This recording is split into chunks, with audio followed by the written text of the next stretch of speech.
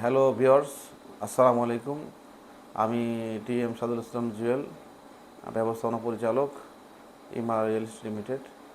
তো প্রিয় ভিউয়ার্স, আজকে আমি কথা বলবো রাজধানী উন্নয়ন কর্তৃপক্ষ রাজউক এর প্লট বা ফ্ল্যাট হস্তান্তর বা ক্রয় ক্রয় সম্বন্ধে কী কী নিয়ম কীভাবে এইটা ক্রয় করতে হয় বা হস্তান্তর করতে হয় এই সম্বন্ধে কিছু কথা বলবো। তো বন্ধুরা বা ভিউয়ার্স, আমরা এখন মূল আলোচনায় চলে যাই। তো একজন ক্রেতা যদি রাজধানী উন্নয়ন কর্তৃপক্ষ রাজুকের কোনো ফ্ল্যাট বা প্লট ক্রয় করতে চান, সেক্ষেত্রে প্রথম নিয়মের প্রথম ধাপ হচ্ছে আপনাদেরকে রাজুকে গিয়ে ওই প্লট বা ফ্ল্যাটের ফাইলটা চেক করবেন। যার কাছ থেকে এটা ক্রয় করবেন তার মালিকানা সঠিক আছে কিনা। তো মালিকানা চেক করার পরে আপনারা নিজস্ব মানে নিজ নিজ পক্ষ থেকে এটা আপনারা ওই দাম সাব্যস্ত করার পরে রাজকে উভয় পক্ষ রাজক চেয়ারম্যান বরাবরে, যেটা আগে ছিল উপপরিচালক সেটা এখন চেয়ারম্যান বরাবরে করতে হয়। তো চেয়ারম্যান বরাবর আপনার একটা অ্যাপ্লিকেশন লিখবেন। আর এখন রাজুকের যে প্লটগুলো আপনার গুলশান, বনানী, পূর্বাচল, ঝিলমিল, এগুলো সব ফাইল আপনার মতিঝিল রাজ ভবন শাখাতে আপনারা দেখতে পারবেন। আর যেই ফাইলগুলো উত্তরার, বেসিক্যালি উত্তরা কেন্দ্রিক, উত্তর 1 থেকে 18 নম্বর সেক্টর পর্যন্ত প্লট বা ফ্ল্যাট, এগুলো আপনারা উত্তরা থেকে দেখতে পারবেন। কিন্তু স্টেট শাখার এখন উত্তরা থেকে মতিঝিল চলে গেছে, শুধু ফাইলটা এখানে দেখতে পারবেন। বাকি কাজকর্মগুলো আপনাদেরকে মতিঝিল হেড অফিসেই করতে হবে। তো যারা রাজধানী রাজুকের যেখানেই প্লট বা ফ্ল্যাট কেনেন না কেন, অফিসিয়াল স্টেটের সব কাজগুলো রাজক ভবন থেকেই করতে হবে। তো উভয় পক্ষ রাজক চেয়ারম্যান বরাবরে একটা দরখাস্ত লিখবেন মূল্য নির্ধারণ করে। এখানে মূল্যটার একটা বিষয় আছে, যে মূল্যটা বাজার মূল্যে বিক্রি হয় আর রাজুকের যে মূল্যটা এখানে একটু দেখে নেবেন। দেখে আপনার ওইভাবে দরখাস্তটা করবেন।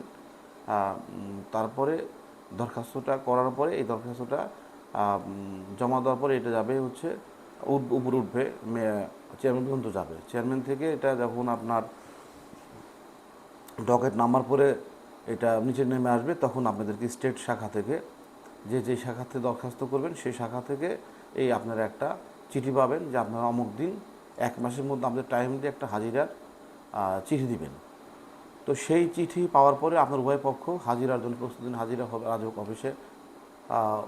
সে যে শাখাতে আপনি দরখাস্ত করেছেন সেই শাখাতেই একজন উপপরিচালক আছেন, তার সামনে হাজির হবেন। তো সেইখানে মূল কাজ আপনাদের শুরু হবে।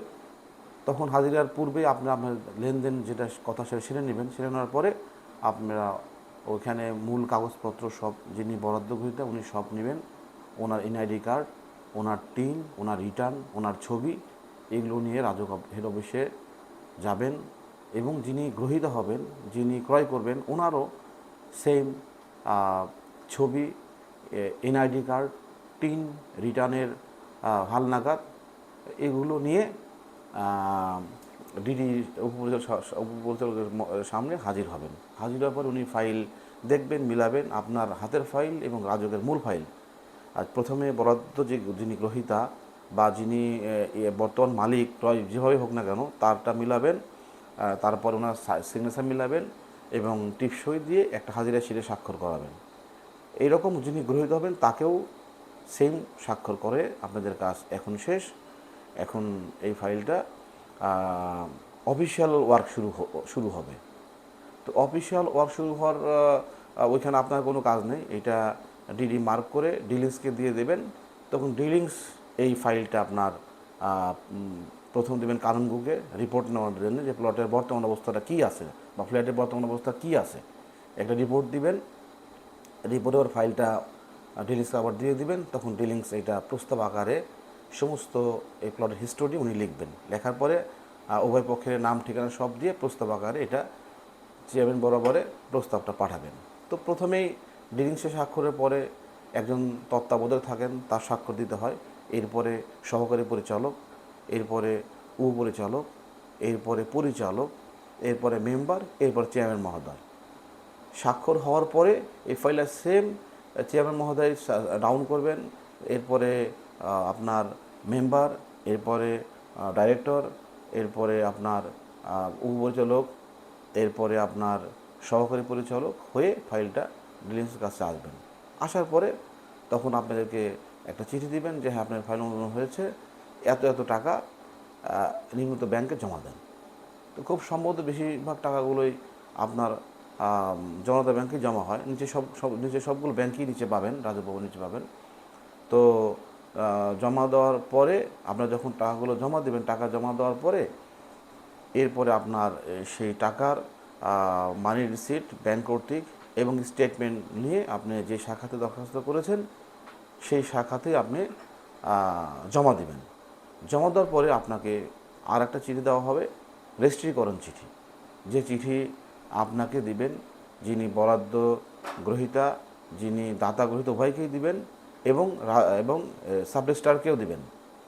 তো সেই চিঠি পাওয়ার পরে আপনারা নিজস্ব লোকের মাধ্যমে দলিল লিখবেন, দলিল ভালো করে দেখবেন, দলিলের আগে যে ভায়া দলিলগুলো সেগুলো সঠিক লিখেছে কিনা, নাম ঠিকানা সঠিক আছে কিনা, এগুলো সব চেক করবেন। কেননা দলিল ভুল হয়ে গেলে অনেক সমস্যা। এই কারণে আপনারা দলিলগুলো খুব ভালো করে নিজ চোখে দেখে বুঝে পড়ে নিয়ে এরপরে দলিলটা রেজিস্ট্রি অফিসে সম্পাদন করবেন।